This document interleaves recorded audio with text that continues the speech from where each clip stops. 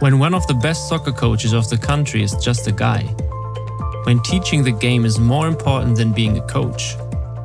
When the gender don't matter and the interest to learn from everyone will probably stay forever. Then we are talking about Neil. Neil was my guest in episode 19, and we explored a bit of his long journey as a soccer coach in North America. Well, let's say soccer teacher. Walky Podcast episode 19 is that. And I'm very happy to have another guest on a very special place today, which is Neil. Welcome to the Walky Podcast. Neil, how are you today? I'm good. I'm feeling refreshed after a few days of camping. Somewhat without football. I don't know if we can ever get without football, but somewhat without football and just some time in the water. So I'm so refreshed today. Yeah, we will probably not have this episode without football or soccer, how you say here. We're sitting, where are we at the moment? I forgot the name. It's the Island View Beach, Island View Regional Park, yeah. Yeah, on Vancouver Island. And we're sitting in a very nice Westphalia Volkswagen. I'm thankful that we can figure out if this is probably an option for the future as a studio, because I'm thinking about making my van in Europe or build it into a studio. Neil is the guy who I stayed around the last couple weeks or months, it's probably now. And do you remember how we met and where? Well, we met in Whitehorse, the Yukon. Yeah. Way up there when you were working. And I'm not sure how we connected. I don't know if that was through Sam Samuelson, who was my assistant coach, and if she contacted you or you were in contact with her. But yeah, you appeared at a gym to watch one of our Canada Games sessions, girls that are 13 through 18, 19. And you probably thought, this Canadian guy, what is he saying? He doesn't use the same language as me. Exactly. So many things are different, except the ball was rolling. I guess that's the common thing. Yeah, that's the common thing. And I was looking for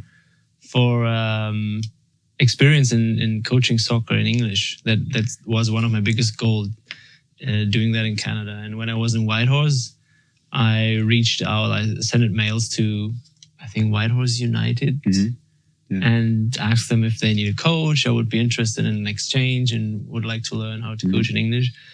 And I'm sorry, but I can't remember the name of the guy. But he sent me like email and said, like, you have to text Neil because he's the guy. And so I texted you, and you say, I will be around in a couple of days. And then we met, not knowing at this point that we will spend a lot of time together on Vancouver Island in Victoria. Yeah. Yes. You are a soccer coach, obviously. You are. Yeah, tell us a bit about you. Where you're from, where you're born. How did you came to this beautiful country? How did you find your way to soccer and then coaching? Yeah, well, that's a bit of a story, I suppose. I was born in Leeds, England. My parents are both British, but we came over when I was nearly 3. So I wasn't speaking at the time, so I didn't have an accent to lose. So I just picked up the Canadian accent, and more the East Coast, although my mother, who still lives in the East Coast, says I now sound like a West Coaster. So, but we came to Canada, I think 1970 or so. And then, of course, growing up in Canada, you have the hockey dream. Yeah. So I wanted to be a professional hockey player, and more specifically, a professional goalie. So all the great goalies of the NHL were my heroes back then. And we played a lot, street hockey, ball hockey, and then a bit on the ice. I really didn't play that much on the ice, just a few years. And then in grade 7, so I was probably 13 or so. I don't know why I started, but I just went out for the junior high soccer team. It was the first year, and I like to say I made it, but probably they picked everyone. I just can't remember. And that's when I started playing soccer. And I think the case was I either didn't try out for the junior high hockey team, or I didn't play, but I never played in a league again of hockey, and then just went full on soccer and was placed on a team just because I was neighbors with the coach or something, somewhat close, and he could give me a drive. But the team that he was coaching had all these players that were maybe a year older than me, And I remember his Italian gentleman, Camillo De Quinzio, and I remember his line was, "I'll take Neil because I can give him a lift." There was no, that was the only standard that I could meet at the time. Yeah. And I lived next to a fellow named Peter Walsh, who was a very good player. So, and I knew Peter. So I think Camillo just said, "Okay, well, if I'm going to take Peter, I may as well take Neil." So that was what started my soccer career after the school soccer. And then after that, I was just hooked. Met the right people. You know, I think there's moments of ignition for us whenever we call it passionate about. Yeah.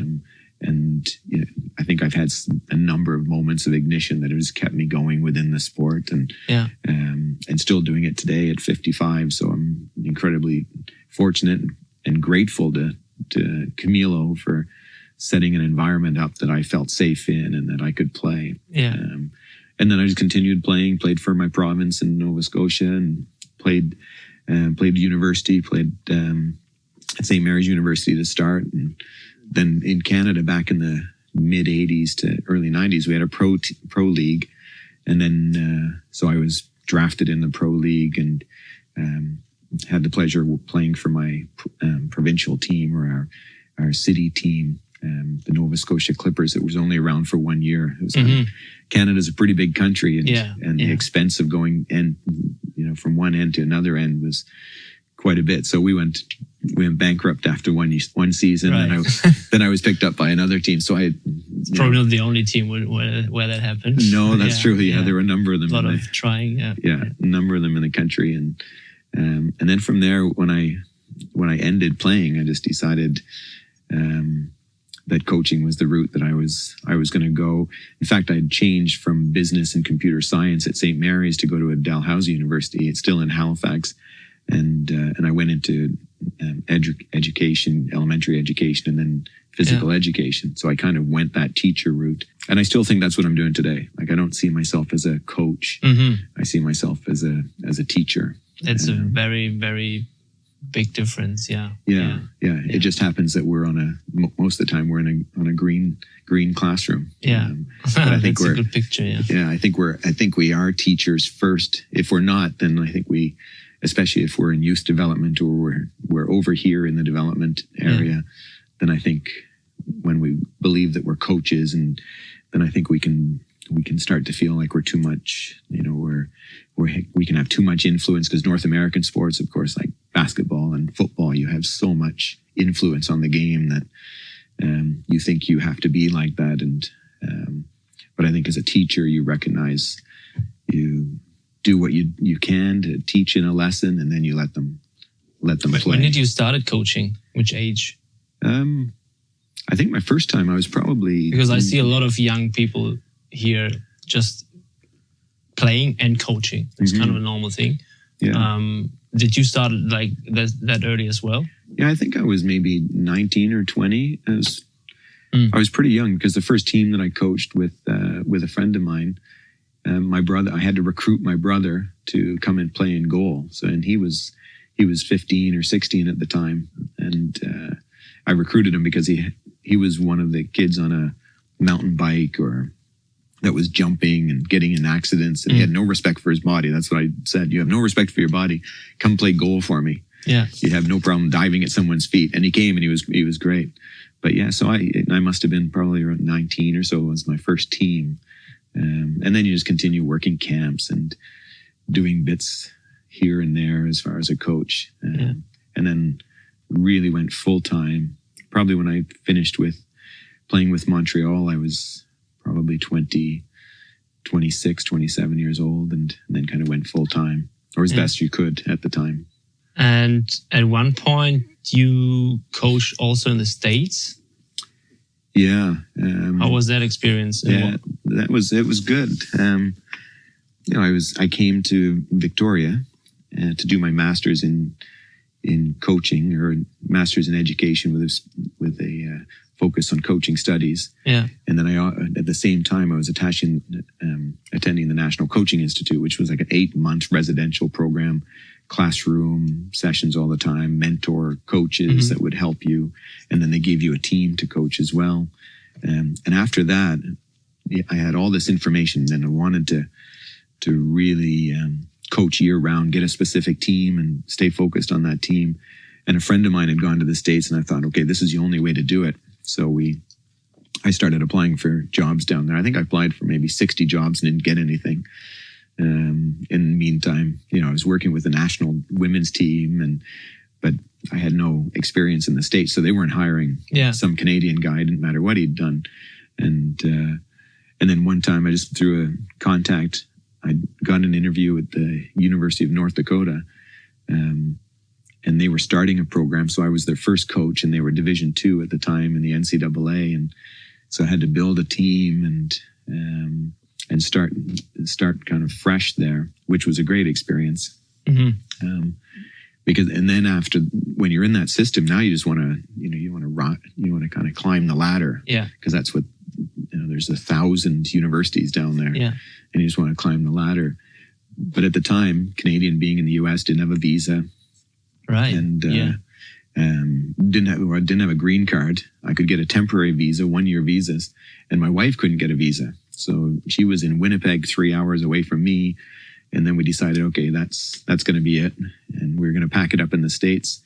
And then I looked at the NCAA job site, and there was a couple of jobs. So I sent a note off this is the beginning of email, so long ago, to a friend saying, what are the chances of a Division II Canadian getting these jobs? They were Division I jobs. And for 2 real reasons, he said, not likely, Sedgy. I think that was the opening line. It's the one thing I remember.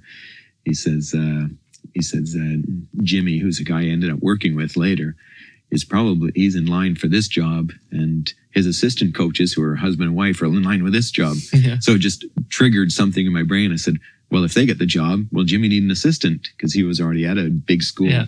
And he said, well, I'll give him a call. The next thing you know, I'm at University of Southern California, and Ricky and I could be in the same spot. So now we're living in, 100 meters from the beach in California, and stayed there working with a fellow named Jim Millender for 3 years. It was awesome. And then got a job in Montana as a head coach at the University of Montana. So we hit the prairies, the beach, and the mountains before. And then I think it was 11 years ago, we came back to the island. And we always knew we wanted to come back to the island. Yeah. And start here. But living in the States at that time was great. Nice. For how long you stayed then in total? Yeah, it was 11 years. So I think it was 2 years in North Dakota. Yeah. And then 3 years at Southern Cal, and then must have been 6 years or just over 6. To give the listeners a bit more an overview about soccer in North America, because there's a lot of people from Europe listening. I struggled a lot at the beginning, but that's why I'm here as well, to figure out how's the whole system working. Because in Europe, you have the club system, and there's billions of clubs, and that's the system how it goes. In North America, it's very different. Can you give us a short explanation, like how that works? Like, how's the player going from university, high school, club? How's it working? Yeah, well, 2 words in there. Good working. So, there you go. Because one word was working. I'm not sure if it is working, but it definitely has its process. And the other one is short. I'm not sure if there's a short explanation. Yeah. I mean, kids still play club soccer here at all different levels, but it's not. There's typically not a professional team above it unless you're one of the 3 MLS clubs, and I'm assuming that our new CPL, our new league, pro league, will soon have academies underneath. But most is just recreational user pay programs.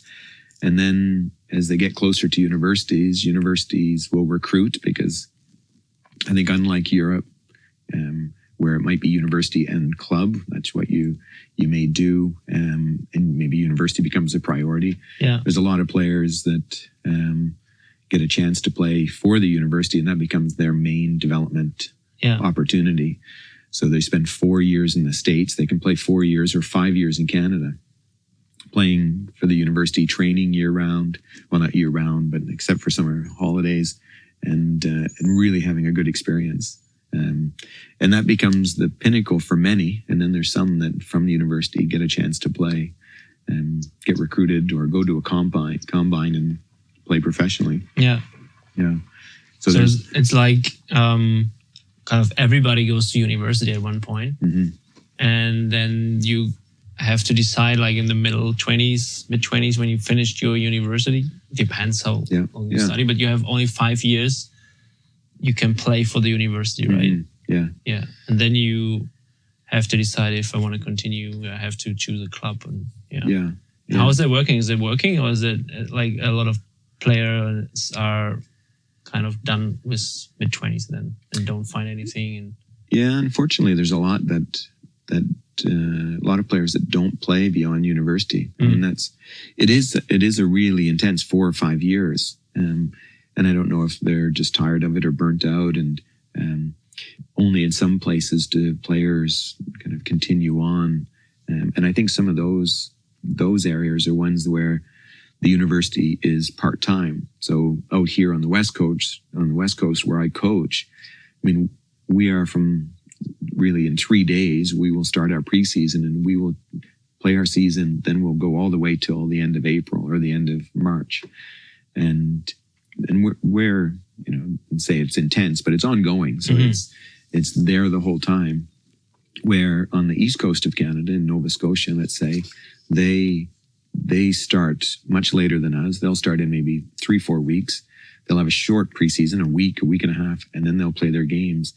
And then players will not typically train 4 or 5 days a week. They'll go back to their club teams. And they'll be with that club team until the following August. And those players tend to continue on playing in local leagues. And it might be because they're not burnt out of the university, from the university environment of training, in one environment all the time. It'd be an interesting study, I think, to look at those numbers. And the university in the States is even more intense because the money is involved. There is bigger money because of the big sports. So the expectations are really high on players, but often that's it for them. They just don't play afterwards, which is very sad because they've developed this skill set.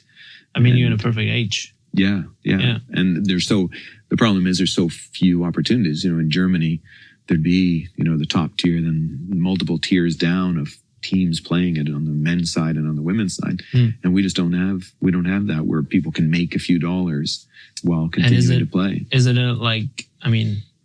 I hope I can talk to players as well at one point. But is it a lot of them have the dream or the thought to go to Europe if they want to continue playing after university? Is that the goal? I think many more now would love to do that, but I don't think they see the entry point. I believe that they feel the door is closed. Like there's no way to get to Europe because they don't know the agents, or they don't have someone over there that's linked to a club, or maybe the language gets in the way of them doing it. And then I think the other part is it's just the expectation of, finish high school, go to university, get your degree, and then just get out in the workforce. And that's the process. And very few choose to go on and continue to play. Really take that chance. And I mean, there's probably not much who get a pro contract in Europe. Like you have to find ways to get connected and then maybe find your way. To get that. Because the European system as well, because I know you travel often to Europe and have exchange courses there. What is the benefit you see in the North American system? Is there something where you think, like this is a good thing compared to the European system?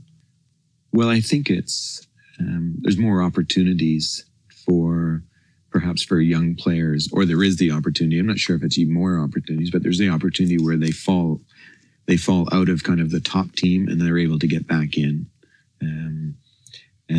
and find a new place. So there are those opportunities, not as, I won't say cutthroat, but more unforgiving maybe in Europe. That if I'm a player at 16 and one club doesn't see me at that level, and I get released maybe after spending a few years there, then is there a way that I can get back into the next club? Some clubs are set up to help with that transition. Other clubs aren't set up. It's just, you're not good enough and we're bringing someone else in. Where here, it's such a small, speak about Vancouver Island and British Columbia, it's such a small population of decent players that if you if you fall out of favor in one team, you're still around, you're still playing, and coaches still see you. Yeah. Because there's not 100,000 players that in our country that are playing at that level. Yeah. So the pool is smaller, so you might be seen again to get back into that top level if you keep developing. Yeah. Would you see the problem coming in North America if you had a bigger pool? Yeah, I think so. Yeah. I think because coaches, you become more dispensable, I think, as a player, that a coach can get rid of you, bring someone else in, and not look back. A coach doesn't have to look back. They can just keep looking for the next best player. Yeah. So because there's just so many players, and that might happen in some of the bigger provinces, like in Ontario, that might happen. But there's certainly some good things happening in Ontario. They're the majority of our national team. They're the majority of our pro players. Yeah. So, but that could be sheer numbers as well. Survival of the fittest, or survival of the luckiest. Who knows? Yeah. You never know. Yeah. Let's turn it around. What do you think is the benefit of the European system then? I think the fact that there's a clear structure that you can see. You can see it. The pyramid is there. It's not driven so much by the families and the player to finance it themselves. If you get to a certain level, then you're part of a pro club structure, and the training typically is good, and you can see the pathway. It's pretty clear. And over here, sometimes you can't see that pathway because it's disjointed, or there's some connections that are missing. But I think in Europe you get the structure, and it's visible, and there's a lot of history around it, so you see. Yeah. It's very interesting to listen to you, because yesterday I had a nice conversation with a friend and colleague from you, and I told him that I will interview you, and he said Neil is one of the guys, if you look up his Vita online, it doesn't show at all what a great person and coach he is, because he's a person, he never talks about himself. And it's pretty nice to have you here talking about yourself and your experiences and what do you think. This is pretty cool. Well, that's nice to hear. I mean, it is. Yeah. I mean, this is my experience too, because you're very grounded and a very nice person to be around and learn. And it's cool to hear a bit from you. Well, I always say if you get me talking about football, then I won't shut up. But it's just it's getting me going. Yeah. Yeah. But not I think everyone has a past, and I enjoy listening to other people's stories more than selling my own or telling my own. I always feel like a friend of mine who lives on the island, he had an expression. He says, "I'm just a guy." And I feel that I've been involved in soccer. I've been so fortunate to do the things I do and have a great family, but I'm just a guy. And, my story isn't that glamorous. It's just, I just went through the years. I'm just now older doing the same thing. Absolutely. But it doesn't mean that it's not interesting or special or it doesn't mean that it's not worth it to share. Yeah. Well, I've been trying to convince myself of that, but just a guy. Yeah, that's fine. Well, that's the podcast for as well. Because that's what I say. Everybody has a nice story and has something to tell. And, even more for just guys. I think about that when I'm on a plane. You never know who you're sitting next to. The person you could be sitting next to an 80-year-old gentleman or a lady, and my gosh, they've got years of stories, and you have no idea what they've been through, and just them holding on to it is just. It's just so cool to think that we're all so distinct, and we've all got our own stories. Is there something where you really struggled in the couple last years in this field of being a soccer, let's say, teacher? Maybe flipping into the coaching mode when you have to, and I have to during the season, because I want to stay process focused, and of course, if you don't get a result, and then the players, they don't wonder what's going on, but they want to get results. That's their prime motivator is to win games. And it's not my prime motivator anymore. My prime motivator is to help them get to a level where they can put themselves in contention to win games. And that's kind of the teacher side of me. So I think sometimes I take the pressure of the players by trying to release the pressure from the players. Yeah. And I think sometimes near the ends of season, it's like I'm feeling pretty heavy while still trying to be pretty bright. Yeah. Because I'm trying to take the pressure off of them all the time. Yeah. And because I can stay process focused. But it's tough for a young player because, hey, I was a young player and I just wanted to win. Yeah. And if I wasn't winning, then it would put pressure on myself, and then and my teammates would be doing the same. So having a coach that can try to pull that away from them, that's the tough part. And I find in that coaching role, I put it on myself. So much easier when we finish the season, we're playing exhibition games. I'm at complete ease because they don't really care if they win. They just want to get put into practice what they're doing in training all the time. And so you're not trying to take their pressure on a consistent basis. Yeah. And I think that's the hardest part for me. And was it always like this? Or did it change at one point? No, I think it was. I think there was an element of it all the time. Of trying to keep them process-based. it's and neither right nor wrong. I mean, some coaches, they are in the game to win games. And that's where they're really motivated, and that's perfectly okay for them. It's not my motivator. So I think, and I've always been like that. Maybe that teacher part it's always been there. Yeah.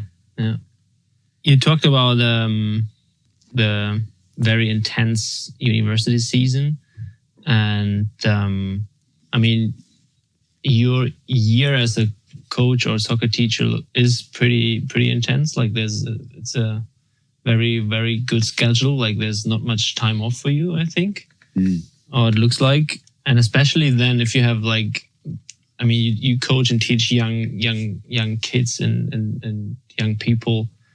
They study, they have a private life. They want to probably be a very, very good soccer player. Like they have so much to do in their daily life. How's the mindset going for them, and how is it for you to help them with the mindset, and how has the mindset an impact in soccer? Well, I think maybe one of the positive things about coaching over here is that I can really convince these young players that it is a long-term process. And I've seen it through so many cycles that you don't have to be the best at 12. You don't have to be the best at 13. If you stay consistent as a player and you're in a good environment, you will become a good player, let's say for the university level. So with young players, I'm constantly talking to them about this process, and where they're at now is not, they don't have to have this massive acceleration. It is just this process. Stay in the game, enjoy the game, just try to become marginally better all the time and try to learn all the time. And if you have to miss a practice, you miss a practice. You have to go on a school trip, go on a school trip. You're playing basketball, whatever it may be, then go for it. Because that makes you who you are. Yeah. And we don't have to take away pieces of who those players are just so that they're soccer players. That being a footballer is great, but not everyone just wants to have that as part of their life. So just acknowledging them as more than just a player, I think is important for any young player. And what's about the higher level then? Like how much impact has your mindset then to make the last step probably to be a professional? What do you think? You mean from kind of that university level to the top level? Mm-hmm. Yeah, I mean, there's a few players that are in everyone's program that can certainly make that jump just because they've prioritized it. The nice thing with all the players, the student athletes that I've worked with, they're so focused on their academics. They're such good students and such good people that they also put all that focus into their game and how their development is happening during their university career. Yeah. So it would become an easy transition for them as far as how much they have to work and the schedules they have to keep because they're doing it as student athletes. Yeah. I don't know how they do it. And so it's so demanding for them. And to get top grades which I'm fortunate that our student athletes, they do. They're just really good students. So I don't think the transition would be tough, because at the end of the day, I can talk process all the time. I can talk about those marginal gains, but they're still competitors. Like, you just can't take competition out of football. Yeah. You know, people talk about, well, does it have to be so competitive? Doesn't it meant to be recreational? Once you throw a ball out, it's competing. And in the university level, they're competing all the time, and they're competing with their good friends. So you know that they're going at a top level. And I think that's a big piece of it. My job is not to teach them how to compete more, because competing is just part of the game. It's what's the process that's going to help you have success going towards the ultimate goal of the game, and that's winning a game. Yeah. What makes it so special? I mean, I'm thinking about it a lot, because I like sport at all. I'm interested in kind of every sport. But soccer is football is kind of this sport which I said at one point, I think this is the only thing I can be busy with 24 hours a day. I think there's now other things which I probably would compare as getting close to that, but I was thinking of why is that? What makes it so special? Do you thought about that sometimes? Yeah, and sometimes I think about, why are we doing it at all? Yeah, exactly. Because we're chasing a ball around and trying to kick it into two goals. Yeah. So I wonder why we do this and spend so much time on it. But it is special because I think the children and adults just love to play games. It's just human nature. And that game might be a ball sport, or it might be playing a musical instrument. There's somewhere where growth is involved, and their own improvement, their own motivation is a piece of it. And I think the fact that football, I mean, we just found what we're attracted to. And I think that football is enjoyable for the players because they see themselves grow, certainly at our university level. Yeah. And I think that's why every environment that I'm in, it's about creating a safe environment, as safe as the safest classroom, where they can just take on lessons and they can learn. And maybe it's safer at times than their classroom. Maybe in the classroom they're not excelling, but they can excel in a sporting environment. So that's why, as a teacher, as an educator, that our environments are important to us, because that might be the only safe place that the kid really has. And it might be the escape for a senior player who has just had a relationship breakup, or has just had a poor exam score, whatever it is. The game tends to be our place where we can escape. That's a good point, because that's what I noticed when I thought about him. Often enough, I came also to the point, like, for me, it's often not only a sport, it's much more. Like, it was often for me a very, very safe environment, or kind of a family environment, which helped me to fill my hole, because my family was maybe not around, and we all spread in Europe, and I needed like a group around me, because I grew up in a group, and I noticed maybe it's also part of filling that with being part of a team. And then you go to the stadium, and I often saw like, wow, that's so emotional. When I go to my home club game, and I'm sometimes a different person, and it's like a church. Like for the 25,000 people going on Sunday in the stadium and screaming for the team, it's their religion, it's their church, and it's not just the sport. It doesn't matter if they win or lose. That's our thing. And be connected to someone else who's thinking the same, have the same opinion. I think that's what I figured out is it's much more than a sport, and we talked about it as well. Like, there's a big, for me as well, I think it's a big chance for the education part, like, because I mean, we do that a lot, connecting the education in sports, and especially in soccer. I think there's a big opportunity to help kids in the educational way. What do you think about that? Yeah, well, I think activity in sport certainly helps them, helps their education away from away from the sport as well. I think that's a big factor. Where we've probably all seen young players come in who are timid, afraid of the environment, and then they come in, and 5-10 years later, you see them as adults, and they're just thriving. Whether that was a result of the soccer environment or not, I think it's got to play some sort of role in it, that they feel comfortable in going into an environment when they once weren't. And then I agree completely with you that it's that team that draws them in. Once they get that affiliation, they get that connection with some other players or with coaches, that now they feel comfortable going back to it, and they want to go back to it because that's a safe place for them. Yeah. And we've seen it with plenty of young players.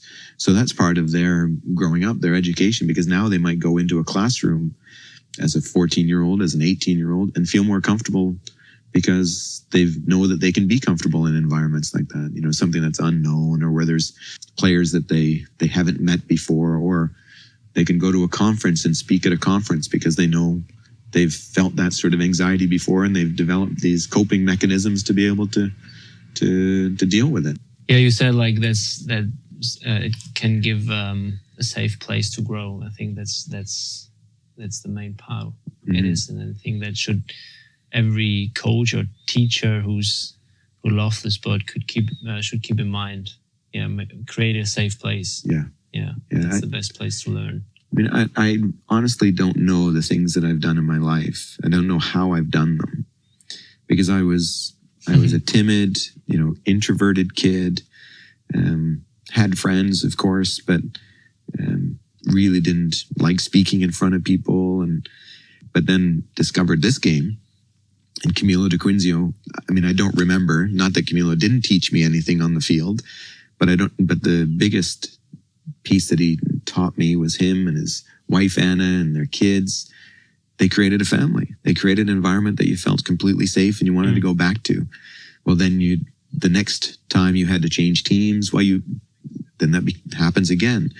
And then you just develop this ability somehow, because it's not conscious at that time, that you have these mechanisms that allow you to kind of push your boundaries. And you end up playing, I ended up playing for my province, and then playing university, and then traveling to try out for teams in Europe, back in the day where you're writing letters and there's no phones to get in touch with coaches. You're trying to line up, meet me at the train station. And I was a shy kid, and I don't know how I did that. And I probably couldn't have done it without all these built up experiences of soccer, and all the people that I met along the way. Big trust in it. Yeah.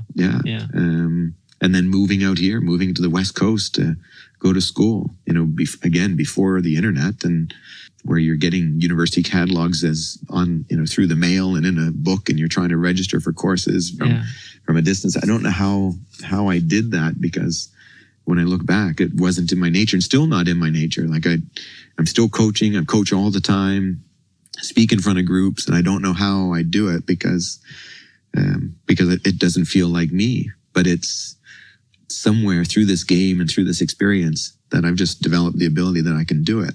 Yeah. But I'm not conscious of how that happened. I want to be conscious of how I continue to improve, but I don't know how it happened in the past. Yeah.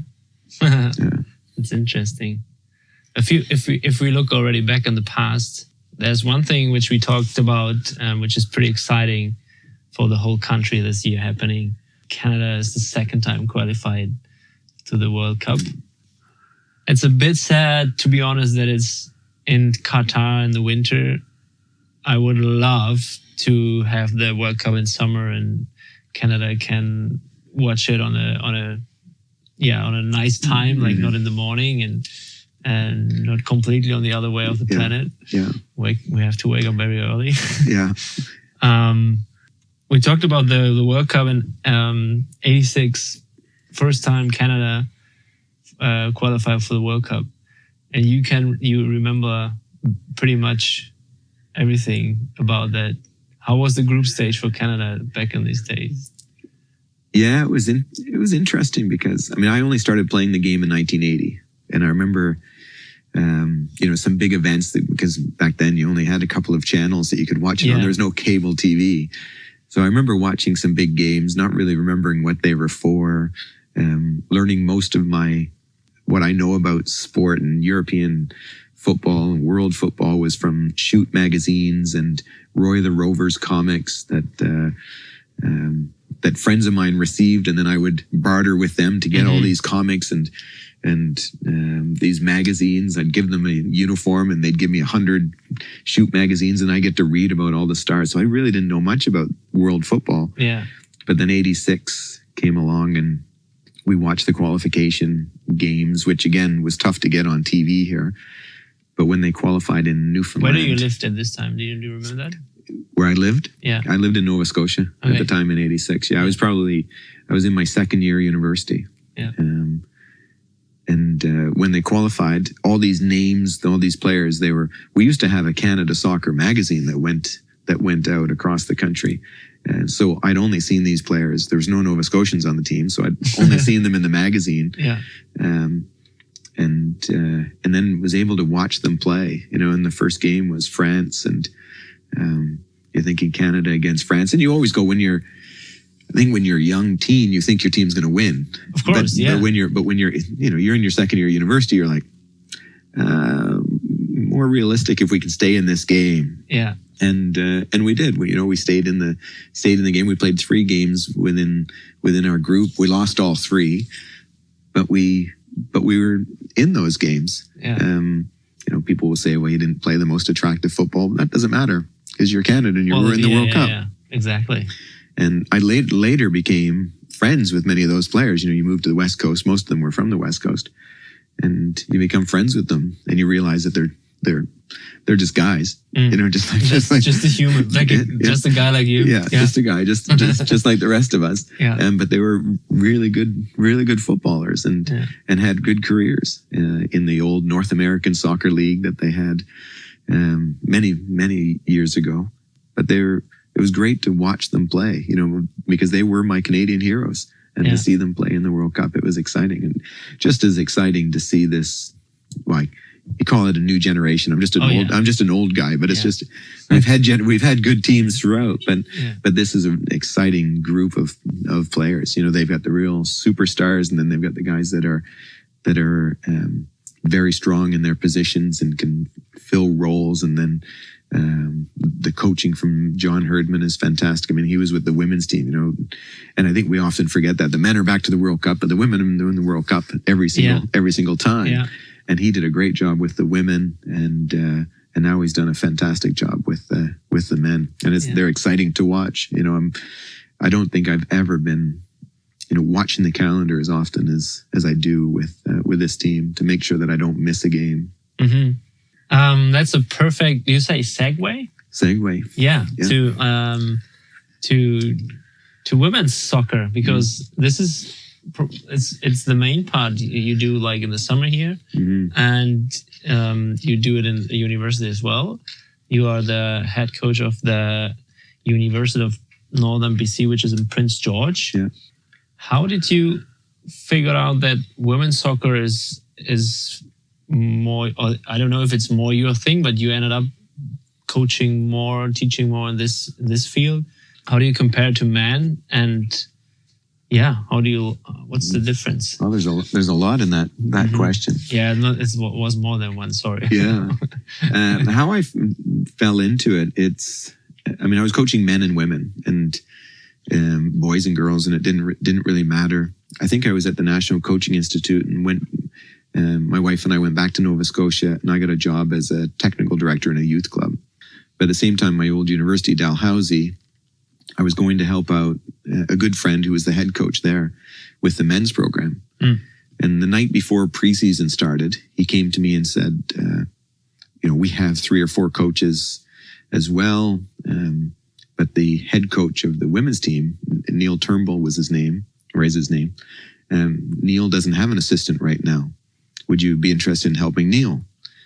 So Neil was a bit of a legend. He started the women's national team. He was the first coach back in the 80s and took them through the first World Cup. And now he was coaching Dalhousie. He's from Alberta. but he was coaching at Dalhousie University of Nova Scotia.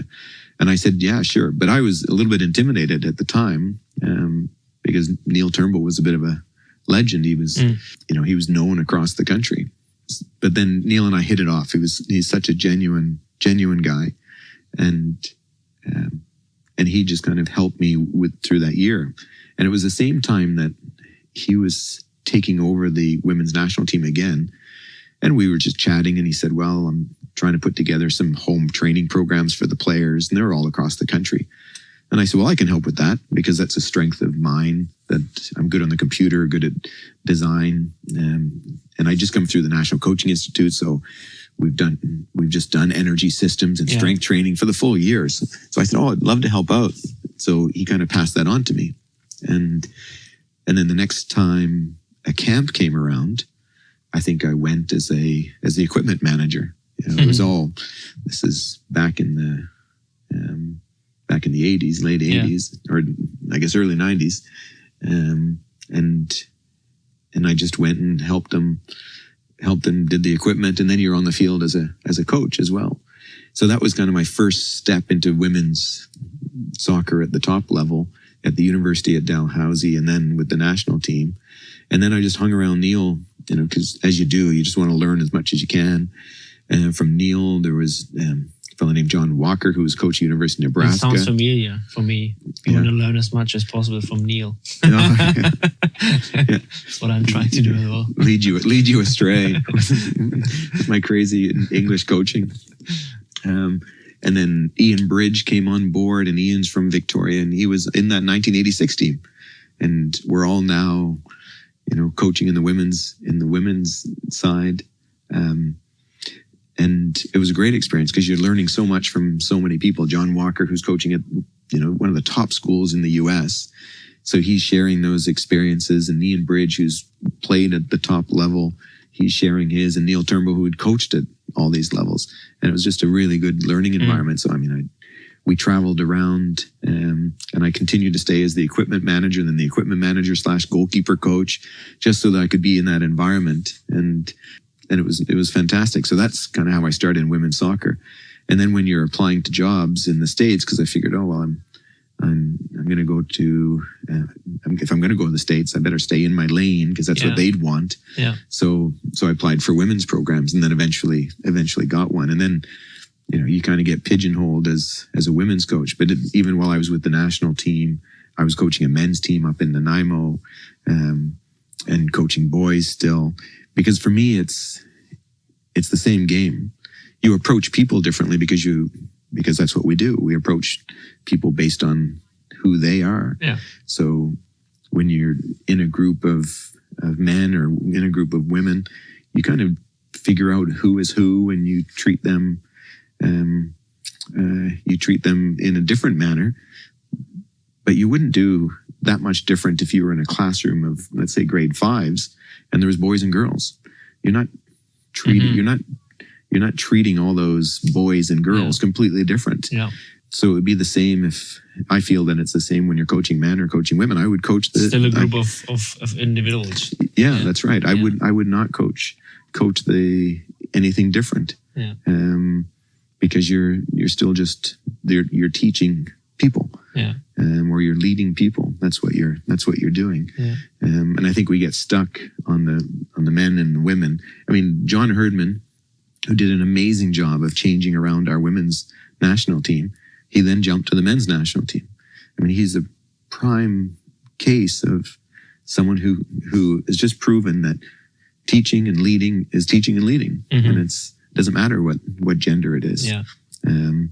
And that's the way that I feel about it. But the jobs kind of take you down, University of North Dakota women's program. Then your next job is University of Southern Cal women's program, and then you're applying for women's jobs. And then I guess in some way you get pegged as a coach that coaches only women, where I just feel like I coach football. Yeah. And then it's probably a part of your own personality. Like if you are able to coach and teach like women or men with that opinion, and it doesn't matter. But some people probably think about it and have like their favorite. Like I'm pretty sure like that coaches sometimes say, well, I would never coach a women's team, or the other way around, because they feel more comfortable, more related to the women's soccer, and they would say, no, I would never coach a men's team. Right. Yeah. I think that's also a part of probably who you are then, probably, right? Like for you, probably doesn't matter. Mm-hmm. Yeah. Because for you, it's teaching and coaching and leading people. Yeah. Because and the other part is, people would say that I'm a women's coach because that's where I coach often. We started this women's program that plays in the summer because there was 3 or maybe 4 men's programs that were operating during the summer here on Vancouver Island, and there weren't any women's programs. So we started the program so that there was opportunities for women, because men typically want to coach men because they feel like they don't relate, or they don't want to coach. They don't want to coach women. And my discussion of people say, well, you coach women and you may not understand the men's game. I think, well, I played at a pretty good level, and I've been in the men's locker room. I kind of know what it's all about. And it really just doesn't matter. But you're right. Other people have that perception, right? Yeah. They feel they pigeonhole you one way or the other. Yeah. And I don't try to convince them otherwise. It doesn't matter to me. That's not your teaching coaching part. Yeah, that's right. They're that's as one of my mentors says, that's their problem. Yeah, exactly. I just enjoy being on the field, whether it's boys, girls, men, women. It just doesn't matter, because at the same time, when we're coaching them, we're getting so much back from them. And if you just saw them as men and women and you didn't see them as individuals, well, you're getting just you're getting 2 pieces, because it's just a men's team, women's team. But if you see them as individuals, now you've got 24 different men, 24 different women, and all their attributes that just show you different things. Yeah. And I think that's the great piece about coaching within a team sport. You have just so many individuals, and you become close to them. You try to balance their dreams, and sometimes their dreams in the sport aren't very high. Yeah. So you're still trying to balance that. This is why I love team sports so much, because there's this way of growing as an individual in a group. Like this is like what I really like on team sports. Yeah. Let's stay on women's soccer, because women's soccer is big in North America for a long time. Mm-hmm. In Europe, it grew, I would say, after the 2000s more and more. Germany built one of the strongest team in this period. And now we have like the situation, I feel like it comes even more and more interesting, and we push it to bring women's soccer on the same page like men's, which is hard, but there's a way we try, I would say. Can you imagine, because we start having women referees in men's soccer, we have men referees in women's soccer. Can you imagine at one point that we have men's and women's on the same team playing?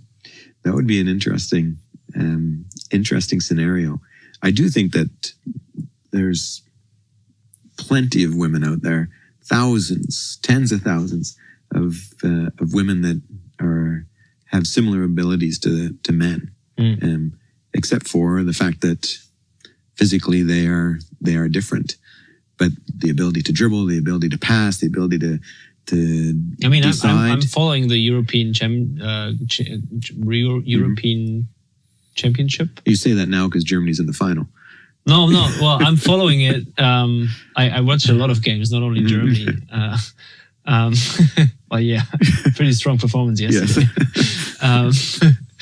And I really like to watch it, and the level how they play is fantastic to watch, and it's fantastic to see how they perform. It's stunning. Yeah. So that's why I'm asking, because it was probably 15, 20 years ago already, also like somehow, but now it's more visual for us, because we push it more, and it's more. There's more access to watch. Yeah. Yeah. Oh, yeah. and there's games. bigger crowds. I mean, they're filling the stadiums. Even some of the club games are filling the stadium in some countries now. In Europe, it's the women's game is growing so fast. I mean, it's going to be exciting to see, even just in the next 5 years, where it grows to. And I think when I said physically, I mean physically is also the ability for players to make decisions and to execute those decisions, the techniques they use. But I think the physical side that's different is just the speed, power, strength that would make it very difficult for women to play in the men's game at the top level. But if all those things were equal, then I think the players have the ability. I mean, the changes in the women's game in Europe, especially, you watch those games, and they're just class as far as how they play the game. And it did start. The U.S. were so strong for a long time because of university soccer down there. It really gave the motivation for players to play, and of course it was very athletic, and the American players were stronger and faster than many of the other countries around the world. And sport was, it's acceptable for women to play. They didn't have any of those barriers. Now we have to remember that Norway won the World Cup in 95. Sweden was a top team. Germany was a top team. And we did have European countries that were top. But now you look at the Netherlands and France and Spain, and they're just England, in England, they're just at a top level, and they're not playing like the men; they're playing football, and it's the same sport. So they're just doing it at a very, very high level now as the game just continues to improve, and there's more motivators for women to stay in the game longer. Than it's just going to keep getting better, because that was a barrier for a long time that there was this expectation, much like we talked about in the Canadian sport, that you finish your university and then you go out and work, because there were no opportunities. And that's what was happening with women and professional soccer. And now there's opportunities. Yeah. When I was working with Neil Turnbull in Canada in the late 90s, going to the World Cup, and you had students, or you had players that were police officers during the day, and then they were footballers at night, and they lived across the country, or they worked in, they had a 9-to-5 job, and then they played soccer at night, and then they were coming together to play in a World Cup. And that's not a good recipe for continued improvement. But the game has changed so much since then, and it's been exciting to watch all the changes in women's soccer and see where it's at now, because those Euros are amazing. Yeah, exactly, absolutely. How is your impact in that because you started Epic? What is Epic? Is it a business? Is it how would you explain it? Well, I suppose it's a business. Because we started it as a business to run academies, to run programs to supplement club training. And at certain times of the year, there was no club training, no club competitions on Vancouver Island. So we kind of filled a gap with an academy. We grew up to about 240 players training in the spring and early summer with us. But it was started because we had a desire to work in that environment, and Epic as a name was over the years kind of trying to figure out what your philosophy is as a coach. That's what I ended up boiling down my philosophy to be. It wasn't about, we need to be, and I think 20 years ago it would have been, I believe in possession football. I believe that we should defend in this way. That was my philosophy. But now the philosophy was around Epic. It was around creating a safe environment, a good environment for training. It was about being patient, because you have to understand that it's a long-term process with players, that what you're trying to do is have them be independent footballers, because if they're not, then you're constantly on the sideline telling them what to do, where to go. And we see the end results of that at times at the university level, where players don't make decisions because they've been kind of remote controlled. And then be consistent on a Wednesday in training, just like the same that you would be on a Saturday when you get to game time. It's not Jekyll and Hyde. Be consistent in that environment. And if you're talking development on a Wednesday, you better keep living development on a Saturday when you're in the middle of a game. And so that kind of became that's boiled down to my philosophy, my kind of teaching and coaching philosophy. Yeah. And so when we started the business, it was almost just, for me, it was like no brainer. I like this name, and it just kind of fell together, and we just built it from there. And then we tried a number of camps. All we tried to do was build opportunities, and then build coach education or coach support for local clubs. And we just really tried to create opportunities that weren't here on the island. We do a college ID camp where we bring in coaches from all over the country and the US. And that was a 2-hour project one night where we were just sitting around. What else can we do? What opportunities are players on the Vancouver Island missing? And we came up with this idea. I contacted coaching friends across the country and in the NCAA. And I said, would you be interested in coming up if we can get the players? Yes. Yeah. And the next day we secured facilities, and the camp was born. And now we're 8 years into it. Yeah. And there's been hundreds of kids that go through it, and on their way to university. But Epic was about creating those opportunities, and been fortunate to do it with some fantastic people. And then we keep changing as the soccer environment changes, but we keep going. Nice. How do you see Epic in a couple, like growing is it growing? Is it, what's the goal with it in the next couple of years? Good question. I don't think we've sat down to put a goal on it, but it does constantly change, because we talked about the consistency in Europe. We know what the pathway is. Well, the pathway here on Vancouver Island changes almost every year. Everyone's trying to do the right thing and changing leagues and the timing of leagues and all of that sort of thing, which is great because they're trying to find that sweet spot that really works for the development of the game.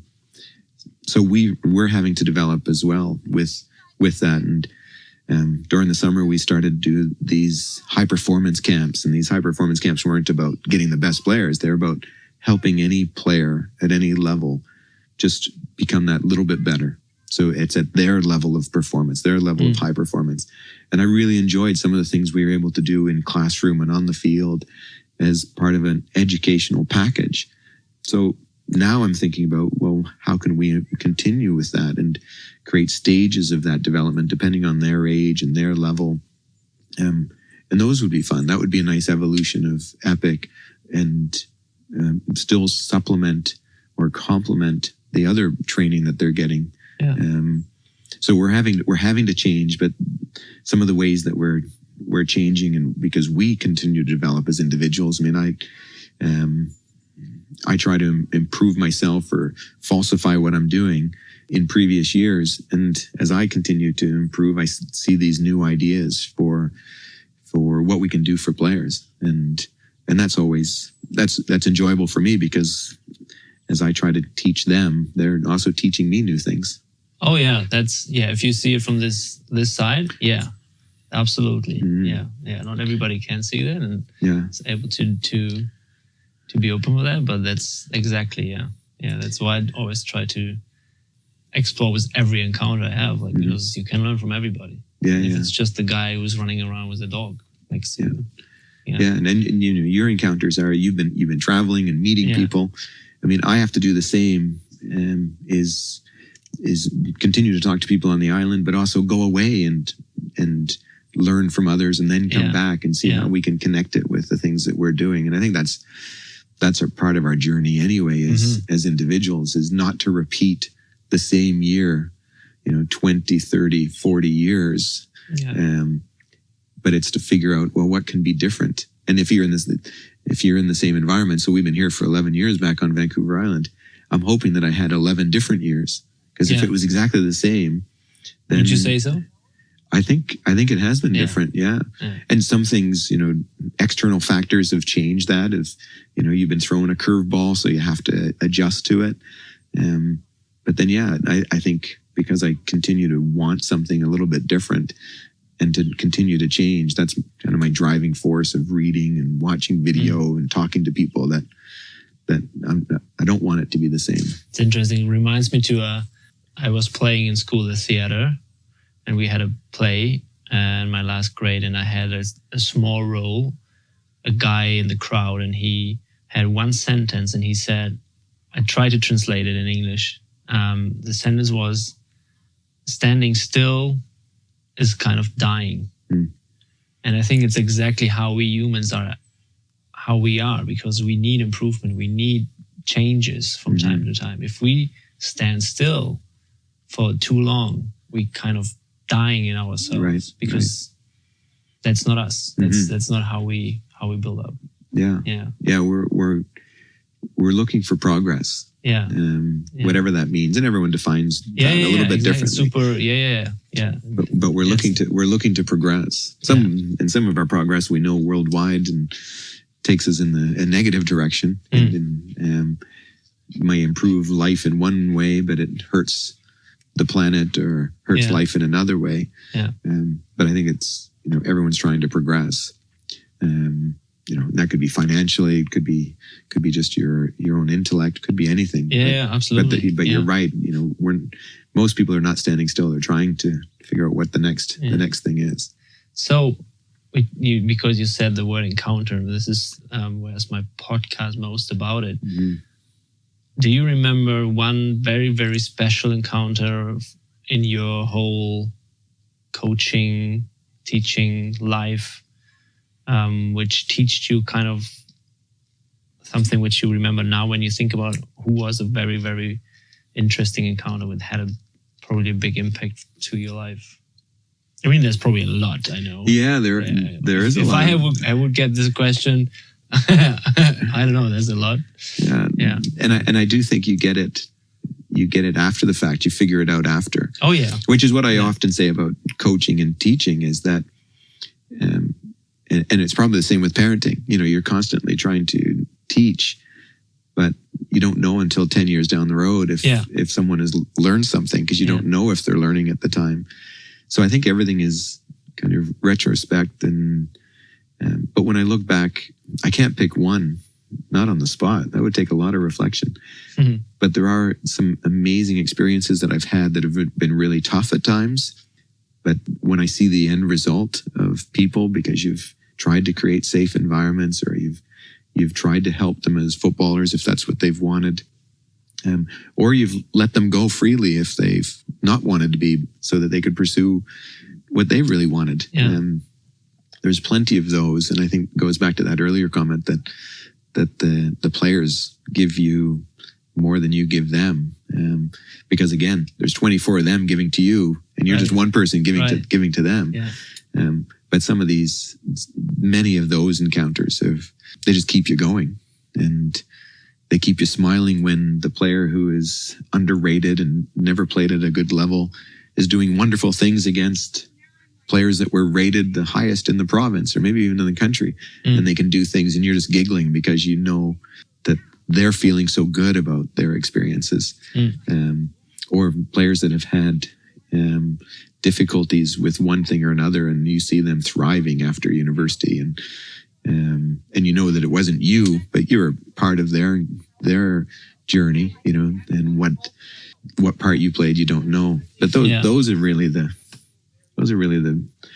encounters that I think, when I look back, are the most meaningful. I don't remember scores and things like that. It takes sometimes I really have to someone has to jog my memory what the score was, or how the game went, or who scored. But the fact that the players, feel good about themselves at the end, and they've changed. I mean, that's really why I do it. Nice. Thank you very much. Thank you for letting me ask you all these questions. Thank you for having me around for the last couple of weeks and months, and let me learn, teaching me a bit, for all these connections which you made for me, which gave me the chance to stay here for a bit and learn from others as well, while you going to UMBC in Prince George. I talked with a lot of people in the last couple of weeks, and often also about you, and because they ask who you are, what I'm doing, and I always say, I'm sticking around Neil and try to learn. And the feedback was very, very stunning, because like everybody was like, oh yeah, this is the right guy to learn from. This is the person you have to stick around if you want to learn to coach in this area. And I think this is the sentence which I finish here is one person also said, this is probably one of the best coaches in the country. I think you don't probably notice that. This is your strength. This is your that makes you even greater, I would say. And I'm happy to have you here in my podcast and had this nice conversation. Yeah. Well, thank you for that. Yeah. Because it's hard for me to think that because I'm just a guy that's coaching. Exactly. Coaching and learning and hopefully growing. And having people around that are interested is what it's what I love. You know, the fact that we can talk football, we can talk development, that's what I love to do. Yeah. To share what I've learned and to continue to learn from others I think that's the reason that I stay in the game. You know, because the other choice is you go find a 9-to-5 job and you do the same thing over and over and over again, which is okay. Because people do that, and sometimes I wonder if that would be a great opportunity just to switch off. Yeah. But it's you'd miss all these encounters. You'd miss, being in a Westphalia, having a conversation. Looking at the ocean. Yeah. You'd miss those things if you were too locked into protecting what you have and not entrusting other people to be around. So. I'm glad we met up in Whitehorse, that we connected, and thanks. It was Travis that connected us through the email. Travis. He's our club administrator up there. So I'm glad that connection was made, and that you're down here, and we can continue the kind of this football and life journey. Yeah, we will, and we will stay in contact. And thanks again. And I think the perfect sentence to close this episode is: trust the people around you. Yeah, that's great. That's Thanks. good. Thanks for listening.